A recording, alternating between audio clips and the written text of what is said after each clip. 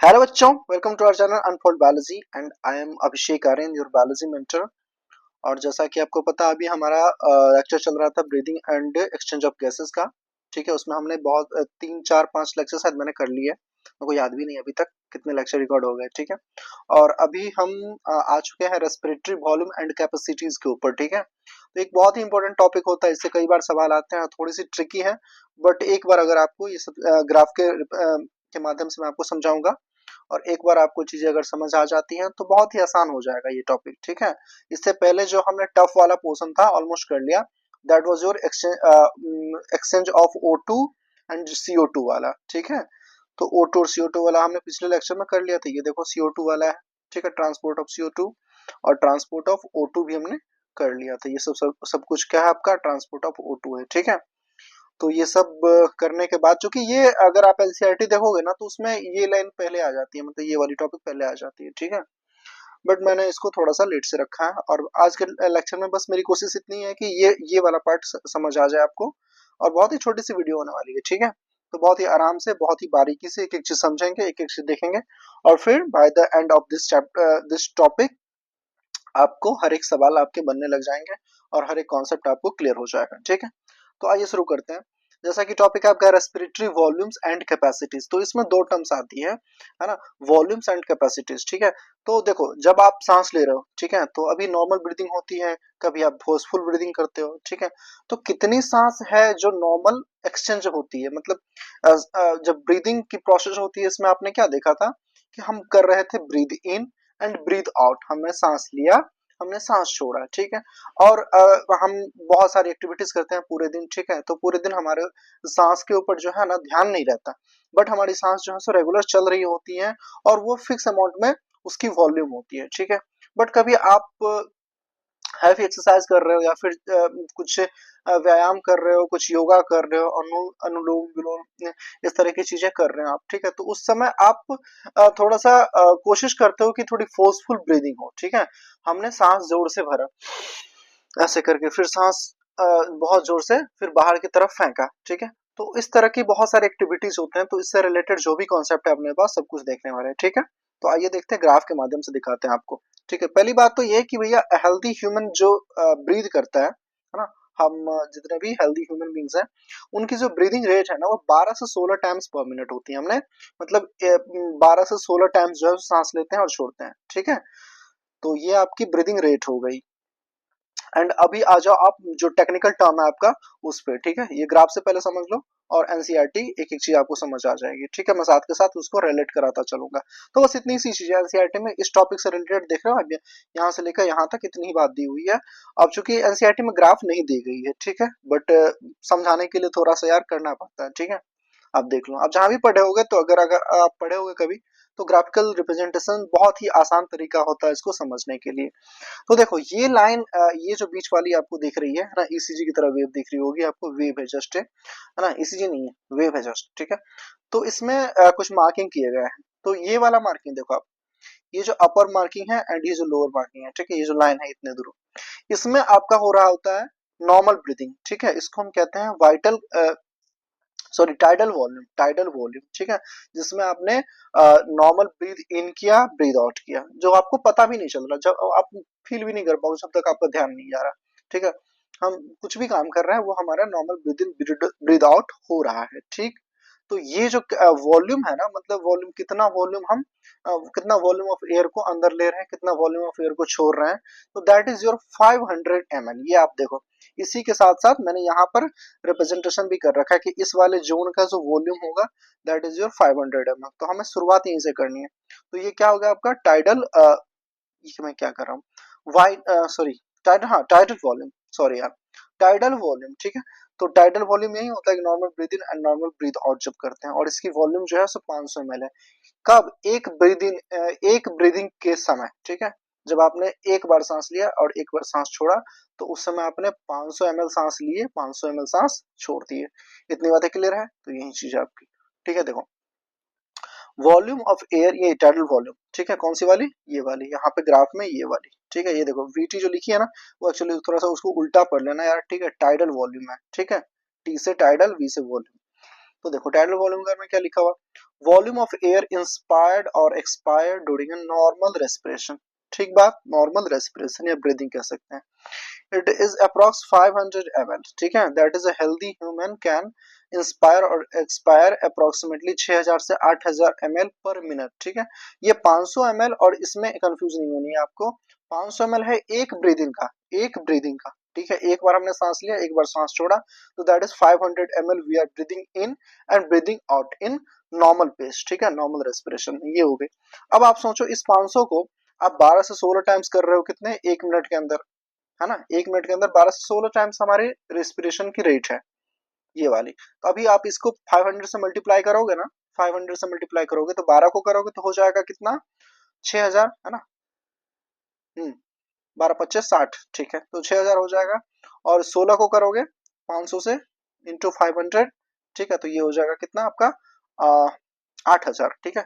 तो कहने का मतलब 500 ml जो हम एक ब्रीदिंग में कर रहे थे, है ना, एक बार की ब्रीदिंग में कर रहे थे हम 500 ml, अगर वही हम एक मिनट की ब्रीदिंग में करें तो कितना ये वॉल्यूम हो जाता है आपका, 6000 से 8000। तो आपको दोनों तरह से सवाल पूछे जा सकते हैं, ठीक है। अगर नॉर्मल पूछ ले कि भाई क्या ब्रीदिंग आपकी वॉल्यूम है, टाइडल वॉल्यूम, मतलब क्या नॉर्मल ब्रीदिंग है आपकी, ठीक है, या फिर टाइडल वॉल्यूम पूछ ले, तो आप ये कहोगे 500 ml पर ब्रीदिंग या पर रेस्पिरेशन, कुछ भी कह सकते हो, ठीक है। उस देख लेना क्वेश्चन कैसा है।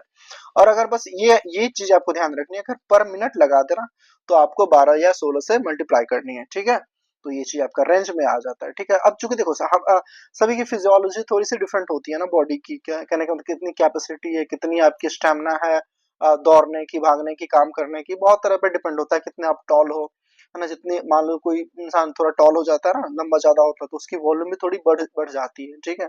तो वहाँ के और भी वॉल्यूम देखेंगे तो थोड़ा थोड़ा वेरी करता है, इसलिए अपन रेंज देखते हैं। क्या देखते हैं, रेंज देखते हैं। अब ये 12 से 16 है, ठीक है, कभी कोई 15 करता होगा, कभी 14 करता होगा, तो that is very flexible in nature, ठीक है। बट वो है कि हाँ 12 से 15, 12 15 16 इसी रेंज में रहेगा, ठीक है। तो यहाँ तक आपको समझ आ गया, that is your tidal volume. अब ऐसा अगर हम कर रहे हैं कि मान लो हमने सांस बहुत जोर से लिया, जितनी कैपेसिटी थी उतनी सांस बढ़ ली हमने अपने अंदर, ठीक है, ऐसे करके पूरी सांस भर ली हमने, ठीक। तो उस समय क्या हो रहा होता है कि आपने एक तो यहां से शुरुआत किया था, मान लो आपने नॉर्मल वाली एक्सप्रेशन कर दी, एक्सपिरेशन, ठीक है, इंस्पिरेशन नहीं एक्सप्रेशन, आपने नॉर्मल वाली ब्रीद आउट कर दिया, तो आप कहाँ पहुंच गए, यहाँ पहुंच गए, ठीक है। अब यहां से देखो, यहाँ तक सांस लिया तो नॉर्मल था, लेकिन हमने हम यहाँ यही नहीं रुके, हम और जितना भर सकते थे पूरा सांस भर लिया, ठीक है, तो यहाँ तक पहुंच गए। तो ये जो पूरी पूरी वॉल्यूम है वो क्या हो जाएगी आपकी, ये कहलाती है इंस्पिरेटरी कैपेसिटी, ठीक है, इंस्पिरेटरी कैपेसिटी। आप समझो कितना हम इंस्पायर कर सकते थे, ठीक है। इंस्पायर मतलब सांस लेना, एक्सपायर मतलब सांस छोड़ना, ये वर्ड मैं बाबा यूज करूंगा, ठीक है। तो कितना आप सांस ले सकते थे, कितना सांस भर सकते थे, आपके लंग्स के अंदर कितनी कैपेसिटी थी सांस भरने की बाहर से, ठीक है। तो ये होगा आपका रेस्पिरेटरी सॉरी इंस्पिरेटरी कैपेसिटी। तो इसमें क्या क्या आ गया, अभी अभी जानने वाली बात ये है कि इसमें आ क्या क्या गया। तो एक तो वाइट सॉरी टाइडल वॉल्यूम तो था ही, उसके बाद आ गया इंस्पिरेटरी रिजर्व वॉल्यूम, ये वाली जो देख रहे हो, क्योंकि यहाँ से यहाँ तक पूरा जुड़ गया ना। ये मार्किंग इसमें है या नहीं, नहीं है, यहाँ है, देख लो, ठीक है, ये वाली लाइन। तो इसमें टाइडल वॉल्यूम तो आ ही रहते, और साथ साथ ये वाली कौन सी वॉल्यूम आ गई, ये वाली, दैट इज योर IRV, मतलब इंस्पिरेटरी रिजर्व वॉल्यूम, ठीक है। ये याद रखनी है आपको, ये सारे इसके एब्रिविएशन टर्म्स हैं, बट आपको एक एक चीज याद रखनी है, उसके जो फुल नेम है उसको ध्यान रखनी है। तो इसकी जो कैपेसिटी होती है वो कितनी होती है, इसकी जो वॉल्यूम होती है वो 2500 से 3000 ml होती है, ठीक है। 2.5 लीटर टू 3.5 लीटर ऐसा कह सकते हो, ठीक है। 2.5 मतलब हाँ 2500 से 300 ml, 2500 से 3000 ml, सॉरी यार, हाँ 2500 से 3000 ml क्या है आपकी IRV है, ठीक है। तो यही सब चीजें हैं, थोड़ा सा घुमा फिरा के पूछ सकता है, बाकी इसमें बहुत तगड़ा कोई कॉन्सेप्ट नहीं है समझने लायक, ठीक है। हमने सांस लिया, हमने बहुत जोर से सांस लिया, जितना भर सकते थे पूरा भर लिया बाहर से, ठीक है। तो अब हमारी लंग्स पूरी कंप्लीट फुल है, तो हमने कितना भरा, है ना, पूरा वॉल्यूम अगर पूछे तो फिर अलग कहानी हो जाएगी कि अभी तक लंग्स में कितनी वॉल्यूम है, फिर ये पूरा वॉल्यूम आ जाएगा, ठीक है। हमें बस ये पूछा जाए कि इंस्पिरेटरी कैपेसिटी कितनी है, हम सांस ले कितना सकते थे, ठीक है। यहां तक भी आपकी मान ली सांस बढ़ी हुई है, और इसकी अलग कहानी मैं बताऊंगा आपको, ठीक। तो ये समझ आ गई I think. That was IRV, inspiratory reserve volume. ठीक है, इंस्पिरेटरी रिजर्व वॉल्यूम को साथ साथ आईसी भी आपको समझ आ गया। ठीक है, कि कहने का मतलब जो टाइडल वॉल्यूम से ऊपर जितना हमने सांस खींच सकता था, ठीक है, वो क्या हो गया, इंस्पिरेटरी रिजर्व वॉल्यूम। रिजर्व, जब भी रिजर्व वर्ड आ जाए ना, तो आपको ये ध्यान रखनी है कि वो थोड़ा सा एक्स्ट्रा वाला है ना। अपनी कैपेसिटी को हम पूरा यूज करके रिजर्व वॉल्यूम को भी हम सांस में के अंदर ले रहे हैं। तो ये क्या हो गया, इंस्पिरेटरी रिजर्व वॉल्यूम। ठीक है, तो इंस्पिरेटरी रिजर्व वॉल्यूम आपका होता है 2500 से 3000 ml, और इसको आप वाइटर ये टाइडल वॉल्यूम के साथ मिला दोगे तो बताओ कितना हो जाएगा ये। 2500 में फिर 500 जोड़ तो आप 3000 से 3500 नहीं हो जाएगा, है ना। तो आपको ये भी पूछ सकता है कि भाई ये बताओ इंस्पिरेटरी कैपेसिटी कितनी है, तो यहाँ मैं लिख भी सकता हूँ आपको कितना, 3000 से 3500। ठीक है, यहाँ आप लिख लो 3000 से 3500 ml। चलो ठीक है ये। आगे देखते हैं। अब इसको हम एनसीईआरटी से भी पढ़ लेते हैं, तो साथ के साथ जितना भी हम पढ़ते चलेंगे ग्राफ को देख के एनसीईआरटी भी रीड लगा लेंगे। ठीक है, रीडिंग लगा लेंगे। ये देख लो आप, इंस्पिरेटरी रिजर्व वॉल्यूम क्या दे रखा है। A person can inspire by forcible inspiration this average 2500 से 3000 ml। ठीक, मतलब हमने सांस जितना ले सकता था पूरे जोर से, है ना, पूरा फोर्स लगा करके जो इंस्पायर कर सकते थे हम, वो क्या हो गया अपना 2500 से 3000 ml, that is inspiratory reserve volume. और जब इन दोनों को मिला देते हैं, ठीक है, इन दोनों को मिला देते हैं तो क्या हो जाएगा, inspiratory capacity.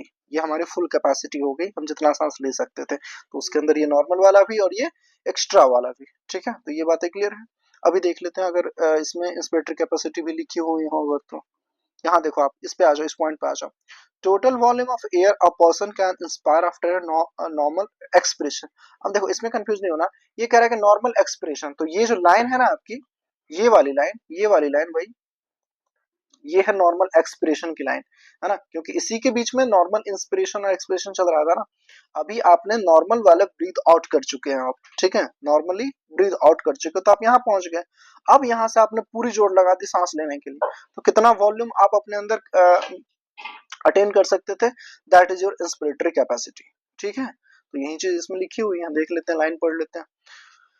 Total volume of air a person can inspire after a normal expression. Normal expression के बाद हम कितना वॉल्यूम को एक्सपायर कर सकते हैं, इंस्पायर कर सकते हैं, ठीक है, that is your inspiratory capacity. This includes what, tidal volume and inspiratory reserve volume. ठीक है, तो कुछ कुछ कैपेसिटीज होती हैं, कुछ कुछ वॉल्यूम्स होती हैं। ठीक है, वॉल्यूम तो भैया यही था ना, इंस्पिरेटरी रिजर्व वॉल्यूम एक अलग वॉल्यूम है, वाइटल, ये देखो जितने भी अलग अलग फ्रेगमेंट्स है ना आपके, सारे वॉल्यूम है।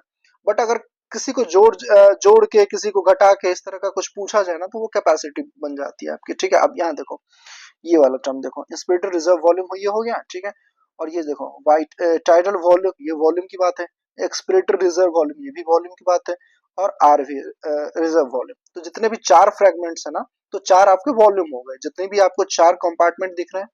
ठीक है, तो ये सारे चार वॉल्यूम हो गए। अब किसमें किसको ऐड करना है, वो अलग अलग तरह के केसेस बनेंगे, अभी अपन सब कुछ डिस्कस कर ही रहे हैं, तो वहां कैपेसिटी टर्म आ जाता है, तो इसमें ध्यान रखना हर चीज। ठीक है, चलो, तो ये आपकी कहानी कंप्लीट है।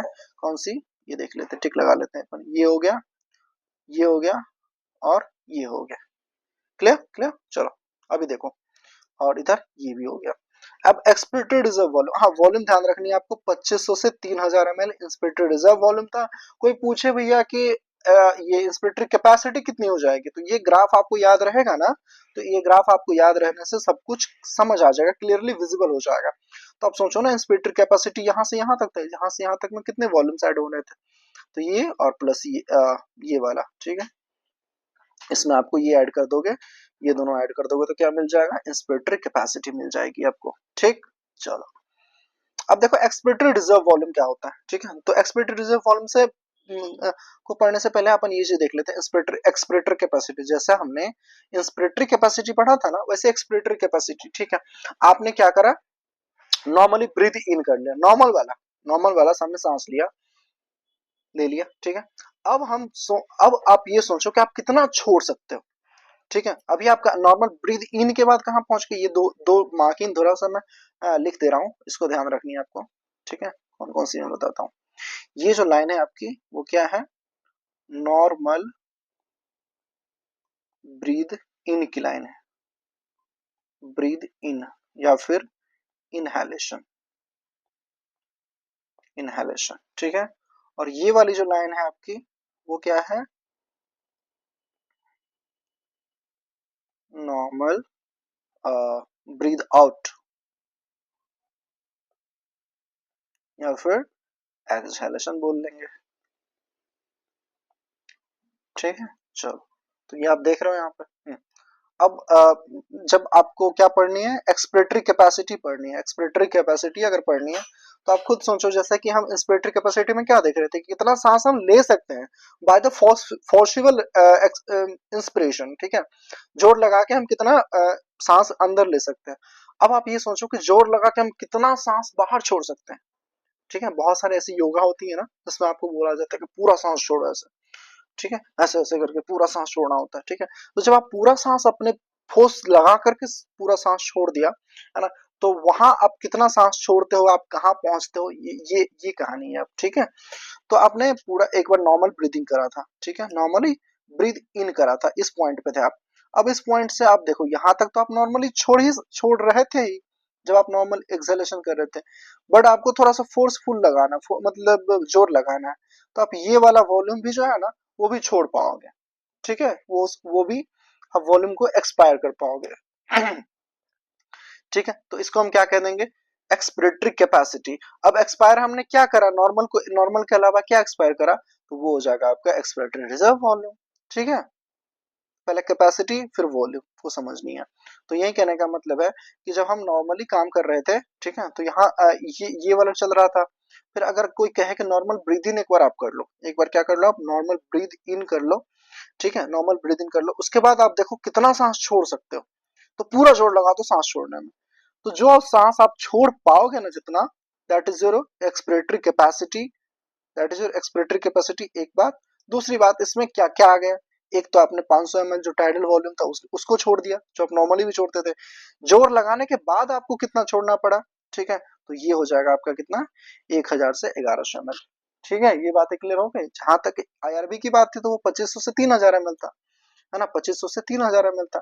लेकिन अगर एक्सपिरेटरी रिजर्व वॉल्यूम की बात हो जाएगी, जितना जोर लगा के हम छोड़ रहे हैं, एक्स्ट्रा वाला जो छोड़ रहे हैं, नॉर्मली जो छोड़ रहे थे वो 500, ठीक है, क्योंकि हम यहाँ से शुरू किए थे, तो नॉर्मली जो छोड़ रहे थे वो 500। लेकिन अब जो एक्स्ट्रा वाला हम छोड़ने जा रहे हैं, सांस छोड़ने जा रहे हैं, that is your expiratory reserve volume, तो ये हो जाएगी आपकी 1000 से 1100 ml, ठीक है।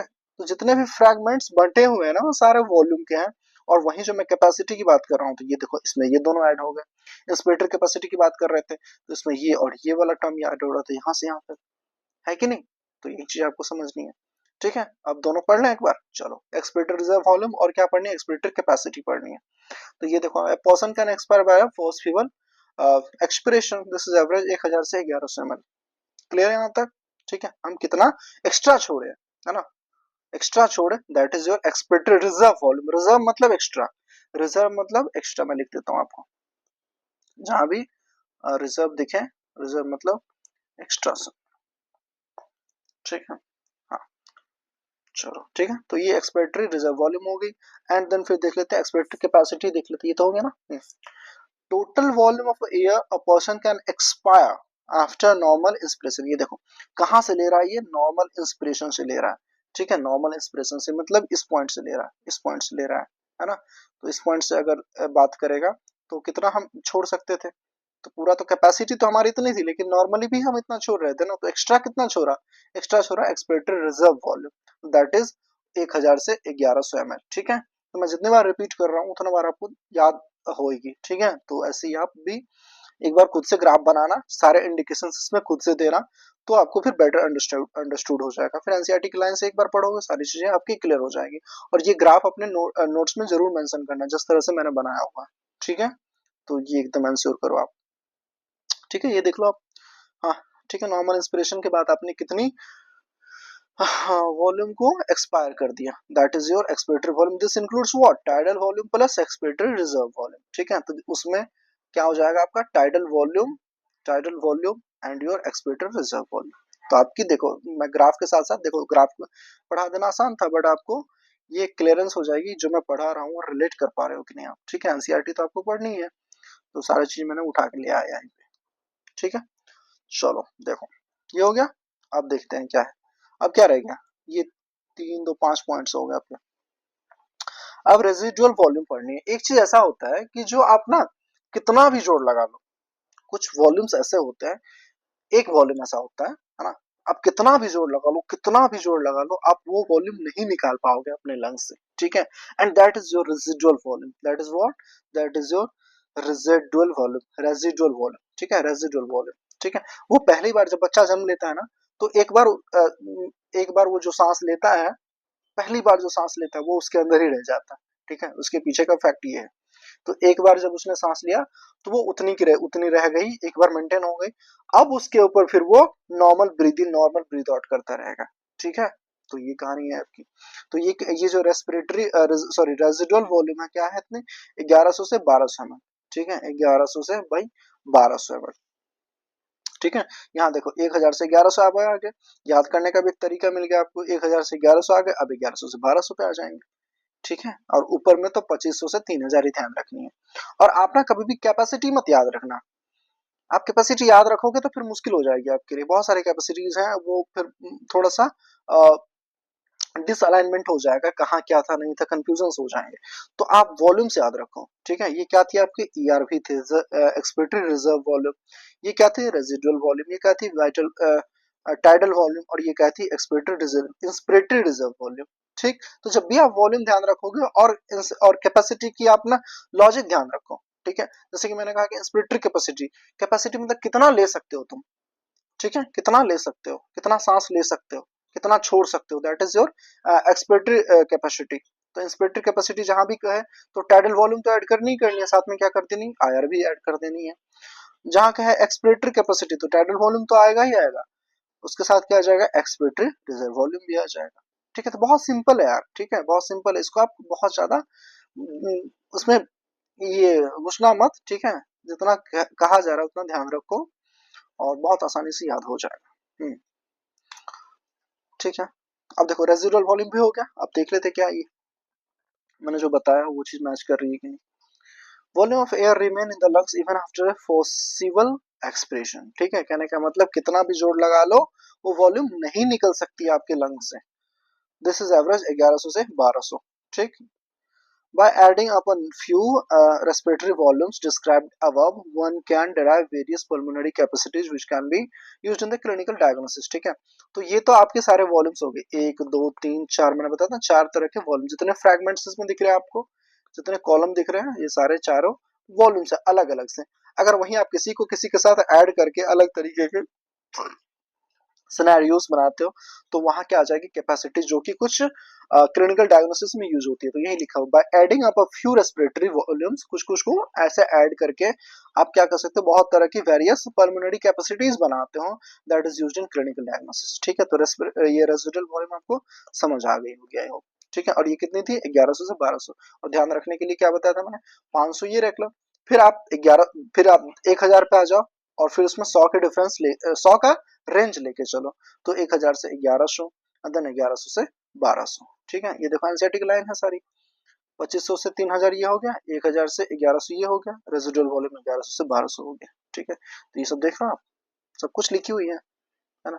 अब ये जिसको ग्राफ ना पता हो, आप खुद सोचो, बिना ग्राफ के आप पढ़ना कितना मुश्किल हो जाएगा, क्या कहाँ चल रहा है नहीं चल रहा, थोड़ा सा हो जाता है ना प्रॉब्लम। तो कहीं भी आप जाओगे हर एक टीचर ग्राफ के थ्रू ही पढ़ाते हैं। ठीक है, तो इसमें इतनी सारी बात हो गई, इसमें अपन टिक लगा लेते क्या क्या हो गया, और ये हो गया, और क्या हो गया, और क्या हो गया, ये हो गया आपका। ठीक है, ये हो गया। हाँ चलो ठीक है, अब देखते हैं कैपेसिटीज। हाँ, ये रेसिडुअल वॉल्यूम भी तो हो गया।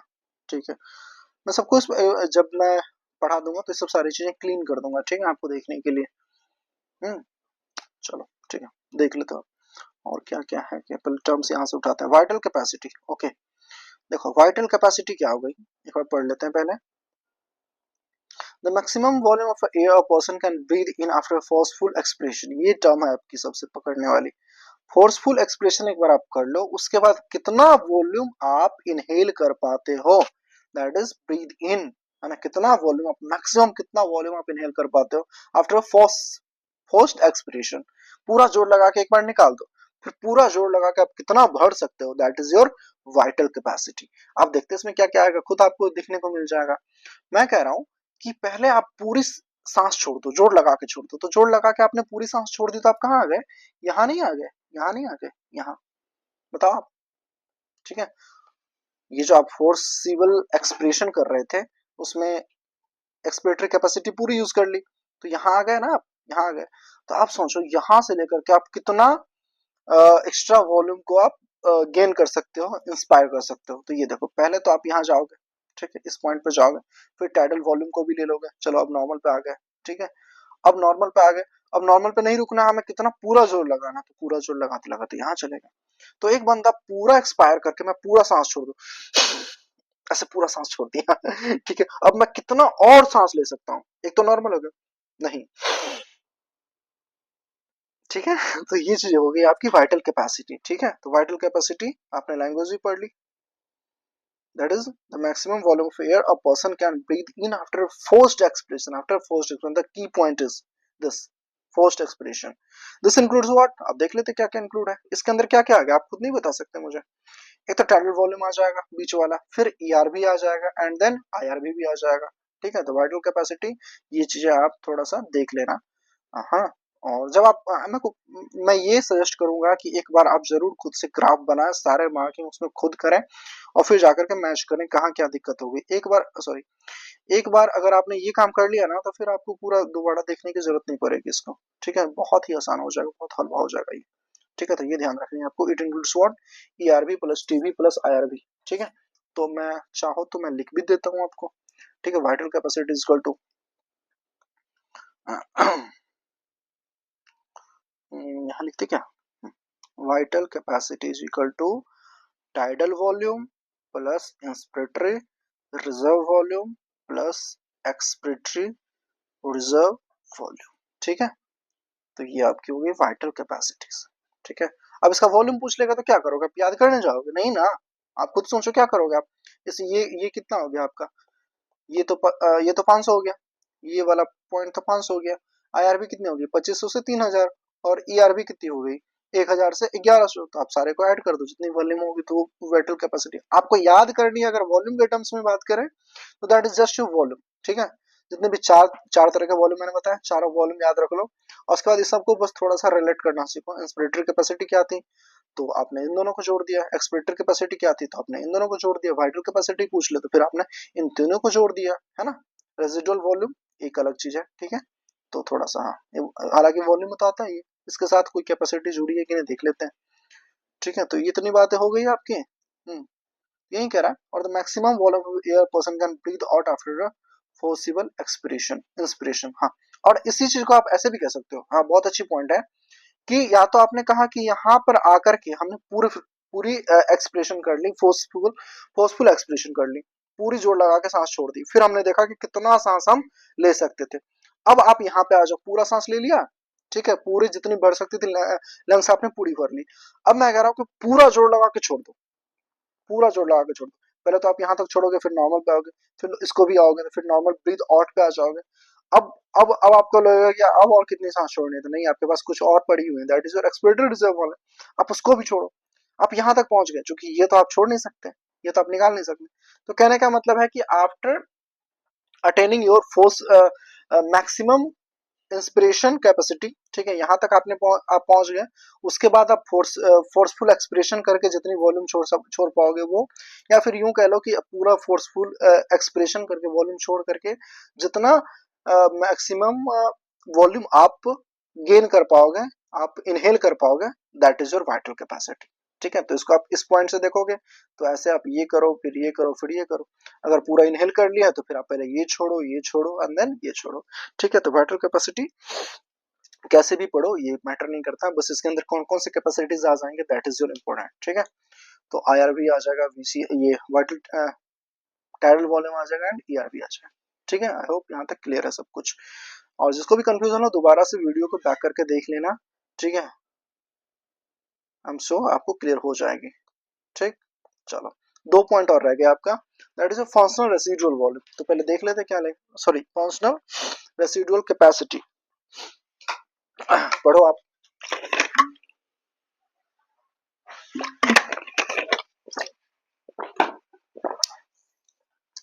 फंक्शनल रेसिडुअल कैपेसिटी क्या होती है? Volume of air that will remain in the lungs after normal expiration, है ना। ये सब चीज पॉइंट पकड़नी है आपको कि हम कहाँ आ गए। अब जब भी कह देगा नॉर्मल एक्सपिरेशन तो हम देख लेंगे कहाँ। उसके बाद क्या कह रहा है, volume of air that will remain in the lungs, ठीक है। और नॉर्मल एक्सप्रेशन पे पूछ रहा है कि लंग्स के अंदर कितनी वॉल्यूम बची हुई है। तो नॉर्मल एक्सप्रेशन पे आप कितना पे आ गए? एक्सप्रेशन पे नॉर्मल अगर कर रहे थे तो टाइडल वॉल्यूम ही तो चल रहा था। अब यहाँ पे आ गए नॉर्मल एक्सप्रेशन के बाद। इस नॉर्मल एक्सप्रेशन के बाद बताओ आपके लंग्स में कितनी वॉल्यूम बची हुई है, बताओ आप क्या है। दैट इज योर एफआरसी, ठीक है। FRC, functional residual capacity, functional residual capacity, ठीक है। तो ये हो जाएगा आपका, that includes what, ERV plus RB, ERV plus RB, ERV plus RB. तो अगर एफआरसी में आपको ये पता हो कि ईआरबी और आरबी आता है तो आपको इसकी वॉल्यूम याद करनी पड़ेगी क्या? नहीं ना, इन दोनों की याद है तो फिर that will be get added to and finally आपको पता चल जाएगा, निकल जाएगा, ठीक है। तो फंक्शनल रेसिडुअल कैपेसिटी क्या होती है कि हाँ, टर्म्स भी अगर अगर आप बोर्ड की एग्जाम दे रहे हो या फिर कभी ऐसे सब्जेक्टिव पेपर हो रहा है तो आपको ध्यान रखनी है। अगर ग्राफ याद रहेगा तो सब कुछ आ जाएगा। फिर यहाँ के लिए क्या सोचोगे कि भैया आफ्टर नॉर्मल एक्सप्रेशन, है ना, अगर आपने नॉर्मल वाली एक्सप्रेशन कर ली उसके बाद आपके लंग्स के अंदर कितने वॉल्यूम्स ऑफ द एयर बचे हुए हैं, that is zero, functional residual capacity. तो हमने ये भी देख लिया, है ना, हमने ये तो देख ही लिया था रेसिडुअल वॉल्यूम, ठीक है। अब क्या रह जाता है, हाँ ये हो गया। अब देखो टोटल लंग कैपेसिटी, है ना, टोटल लंग कैपेसिटी। अब पूछे भैया पूरी लंग्स की कैपेसिटी बता दो आप, पूरी लंग्स की कैपेसिटी बता दो, तो इसमें बता दो आप, यहाँ भैया यहाँ से लेकर के यहाँ तक हमारी टोटल लंग्स कैपेसिटी, इसमें तो कुछ करना ही नहीं है। उसके अंदर पूरी कैपेसिटी पूछ रही है ना, ये तो नहीं पूछ रही कि छोड़ने की कैपेसिटी, अंदर लेने की कैपेसिटी, है ना, रेजिडुअल कैपेसिटी कुछ नहीं पूछ रही, टोटल पूछ रहा है। टोटल ही पूछ लिया भाई, लंग्स के अंदर कितनी कैपेसिटीज ऑफ द वॉल्यूम है, ऑफ द एयर है, ठीक है, वो पूछ लेते तो सारे ही हो जाएंगे।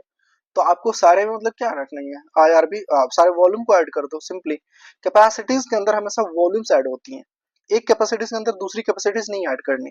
दो पॉइंट है, वॉल्यूम एंड कैपेसिटीज। जब भी आपको कैपेसिटीज को समझना हो या फिर कैपेसिटीज की वैल्यू निकालनी हो तो हमेशा उसमें वॉल्यूम्स ही ऐड होंगे। आप देखो ना इंस्पिरेटरी कैपेसिटी के अंदर क्या क्या हो रहे थे, IRV that is volume, TV that is volume, तो दो वॉल्यूम्स ऐड हो गए, है ना। ईसी आपने देखा तो उसमें कौन कौन सी ऐड हो रही थी, टाइडल वॉल्यूम एंड ईआरवी, ठीक है, ये दोनों भी वॉल्यूम थे। फिर आपने देखा फंक्शनल रेजिडुअल कैपेसिटीज में कौन कौन से वॉल्यूम आ रहे थे, तो ईआरवी एंड आरवी, ठीक है। तो कभी ये नहीं होना चाहिए कि हाँ भैया इसमें हमने कंफ्यूजन हो सकता है कि इंस्पिरेटरी कैपेसिटी के साथ हमने ये जोड़ दिया फिर ये निकाल दिया, नहीं कैपेसिटी नहीं। अगर आपको वाइटल कैपेसिटी भी निकालनी है ना तो आप ये मत कहना कि inspiratory capacity plus expiratory capacity, क्योंकि फिर वो दिक्कत हो जाएगी। फिर ये यहाँ तो यहाँ हो गई और फिर ये यहाँ से एक सेकेंड, अगर आप कहोगे कि इंस्पिरेटरी कैपेसिटी कर लेते हैं तो यहाँ से ये, और एक्सपिरेटरी कैपेसिटी तो यहाँ से ये, तो फिर बीच वाला को तो आपने दो बार कर लिया ना, ठीक है, तो वो गलत हो जाएगा। तो कभी भी आपको कैपेसिटी निकालनी हो तो सारे वॉल्यूम्स को ही ऐड करोगे, उसके कोरस्पॉन्डिंग वॉल्यूम को। तो अगर वाइटल कैपेसिटी की बात करें तो IRV, TV and ERV, clear यहाँ तक। और टोटल लंग्स कैपेसिटी आपने देख लिया कि इसमें चारों वॉल्यूम ऐड करने, RV, ERV, VT and IRV, ठीक है। तो सारे एब्रिविएशंस यूज किए जाते हैं, तो आपको ये मत कहना कि भैया पूरा लिख के देगा तभी समझ आ जाएगा। आईसी याद रखो, इंस्पिरेटरी कैपेसिटी, ये सारी चीजें आप एक बार करना, याद करना, ठीक है। और ये अगर याद है और थोड़ा सा ये चारों इसके नाम देखो, मैं सिंपली अगर आपको समराइज करने की कोशिश करूं तो ये पहले तो चारों चीजें बातें समझ आ जानी चाहिए कि इंस्पिरेटरी रिजर्व वॉल्यूम क्या, नॉर्मल के बाद कितना वॉल्यूम हम ऐड कर सकते थे अपने लंग्स के अंदर, वो हमने कर लिया। नॉर्मल एक्सप्रेशन के बाद कितना और हम छोड़ सकते थे, दैट इज ईआरवी, है ना। और सब कुछ छोड़ने के बाद भी कितना हमारे लंग्स के अंदर बचा हुआ, that is RV, reserve volume, residual volume, ठीक है। तो इतनी सारी कॉन्सेप्ट आपको आ गई, ये चार वॉल्यूम के कॉन्सेप्ट आ गए, चारों वॉल्यूम के वैल्यू याद हो गए, ठीक है। अब आपको थोड़ा सा लॉजिक लगा रहा है, कैपेसिटी एकदम लॉजिक से हो जाएगा कि इंस्पिरेटरी कैपेसिटी हम कितना सांस ले सकते थे, तो नॉर्मल तो ले ही सकते थे, प्लस में वो वाला भी ले सकते थे जो हमारी फोर्सफुल से हम करते थे, that is inspiratory capacity. Expiratory capacity कोई पूछे तो नॉर्मल तो हम जो कर रहे थे वो तो छोड़ ही रहे थे, साथ साथ जो और हमारे अंदर लंग्स से हम बाहर निकाल सकते थे, तो दैट इज ईआरवी, ठीक है। वाइटल कैपेसिटी के अंदर अगेन ये तीनों चीज आ जाएंगी, हाँ। फिर और क्या सा, फंक्शनल रेसिडुअल कैपेसिटी, तो कहता है कि फंक्शनल रेसिडुअल कैपेसिटी क्या था कि after a normal breathing, breathe out, after normal in exhalation, इस पॉइंट के बाद कितनी हमारे लंग्स की कैपेसिटी है ना, functional residual capacity, functional residual capacity, क्योंकि हम इसमें ज्यादा नहीं जाते ना, ज्यादा तो हम इसी के बीच रहते हैं। तो कहने का मतलब लंग्स की फंक्शनल, लंग्स को फंक्शनिंग के लिए नॉर्मल जो आपकी कैपेसिटी होती कितनी होती है? आप दिन भर पूरे थोड़ी प्राणायाम करोगे, दिन भर थोड़ी अनुलोम विलोम करते रहोगे, जोर जोर से सांस लोगे, नहीं ना, दिन भर थोड़ी दौड़ते हो। तो लंग्स को फंक्शनिंग करने के लिए जो भी कैपेसिटी एक चाहिए होती है, तो दैट इज योर यहाँ से यहाँ तक, ठीक है। तो ये वाली बात आ गई इसमें, ERB, sorry ERB and then RB, ठीक। टोटल लंग्स के अंदर ये चार हो जाएंगे, IRB, VT, ERV and RV, देख लो आप, ठीक है। टोटल वाला भी पढ़ लेते हैं एक बार।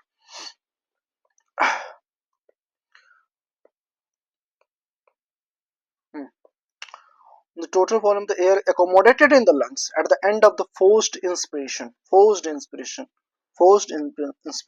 ठीक है। दिस इज इन्वॉल्व, हाँ, कहने का मतलब जब आपने पूरा जोर से सांस ले लिया, है ना, पूरा जोर से सांस ले लिया और आप अभी होल्ड करोगे, तो आपको पता चलेगा कि आपके पास कितनी वॉल्यूम आपके लंग्स के अंदर स्टोर हो गए, ठीक है, कितना एयर आपके लंग्स के अंदर स्टोर हो गया, that is your total lung capacity. इसके अंदर मैंने बताया आरवी आ जाएगा नीचे वाला, सबसे नीचे वाला, ईआरवी फिर इसके ऊपर, टीवी बीच वाला एंड आईआरवी, ठीक है।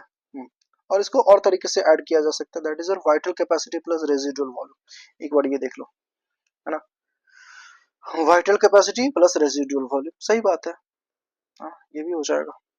पहले तो आप यहाँ से ये वाइटल कैपेसिटी पकड़ लो, फिर ये रेजिडुअल वॉल्यूम पकड़ लो, ठीक है। तो मतलब ऐसे कान को पकड़ो, ऐसे पकड़ो, बात सिंपली है, ठीक है। तो कॉन्सेप्ट आनी चाहिए। तो आई होप आपको ये सारी चीजें, जितने भी वॉल्यूम्स एंड कैपेसिटी से रिलेटेड टर्म्स थे, आपको क्लियर हो गए होंगे, ठीक है। अब भी आपको क्या करनी है, मैं आप चाहो तो मैं इन सब ये चीजों को इरेज कर दूं क्या? थोड़ा अच्छा लगेगा जब आप बाद में देखोगे तो, ठीक है। आपने पढ़ ही लिया, अरे यार ये मैंने लिखा था ना, सॉरी, ये भी लिखा था ना, एक सेकंड, बच सकता है शायद, रुक जाओ, अभी मेरे को थोड़ा ढंग से इरेज करने दो।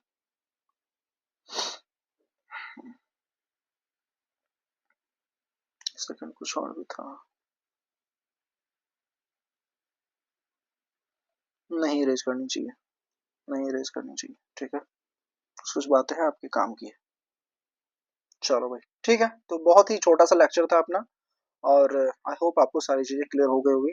जहां भी डाउट हो कमेंट सेक्शन में डाल देना एक बार, ठीक है, मुझसे कांटेक्ट करने की कोशिश करना, एंड ठीक है, हो जाएगा। इतनी चीजें हो गई, आप फिर क्वेश्चंस लगा के देख लेना, और मैं लाऊंगा, है ना, एक बार ये पूरी चैप्टर खत्म हो जाती है, मैं फिर पूरी एक क्वेश्चंस की भी सीरीज लाऊंगा, तो अपन उसमें क्वेश्चन भी दिखाऊंगा, मैं आपको रेफर करके दिखाऊंगा कि देखिए यहाँ ये बताई गई थी बात, ठीक है। तो बहुत अच्छे से आप रिवीजन करते रहे, बढ़ते रहे, पुरानी सारी चीजें करते रहे। अभी आपके अपने पास दो चैप्टर रह गए, रेगुलेशन एंड कुछ डिसऑर्डर्स होते हैं, ठीक है। तो उन दोनों को एक साथ ही कवर कर लेंगे, देखता हूँ अगर रेगुलेशन में लगे कि थोड़ी लंबी लेक्चर हो गई, मेरे को इसमें एक चीज करनी चाहिए थी कि रेस्पिरेटरी वॉल्यूम के साथ मेरे को वो पढ़ा देना चाहिए था, डिसऑर्डर्स, ठीक है। अभी वो ड्यूटी तैयार नहीं है अपना, देख लेंगे अगली बार, चलो ठीक है, बाय बाय बच्चों। अभी आप लोग एकदम अच्छे से इसको नोट्स बनाओ, रिवीजन करो, एंड क्वेश्चंस बनाने की कोशिश करना, सारी चीजें क्लियर हो जाएगी। Thank you, thank you, thank you.